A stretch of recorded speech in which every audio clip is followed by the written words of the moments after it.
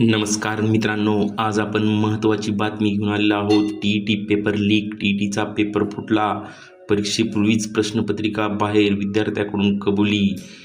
तर चला तर मित्रांनो, ही काय आहे अपडेट, याबद्दल आपण संपूर्ण माहिती घेऊया. शिक्षक पात्रता परीक्षा टी पेपर फुटीच्या प्रयत्नात पोलीस तपास. आता पेपर फुटला असल्याचा निष्कर्षापर्यंत पोहोचले आहे. पोलीस तपासात समोर आलेल्या 2 विद्यार्थ्यांनीच याची कबुली दिल्याने या प्रकरणाची व्याप्ती आणखीन वाढली आहे.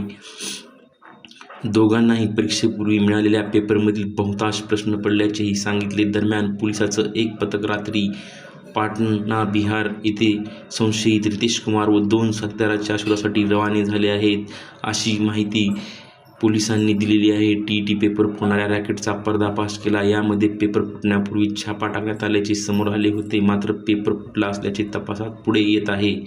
या प्रकरणी संशयितावर गुन्हा दाखल झाला आहे. टीबाबत राज्य परीक्षा परिषदेकडून गोपनीयता.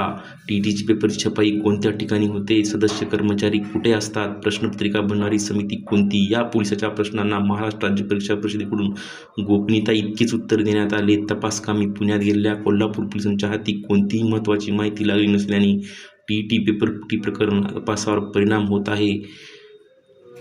रितेश कुमार परीक्षेआधी महाराष्ट्रातच.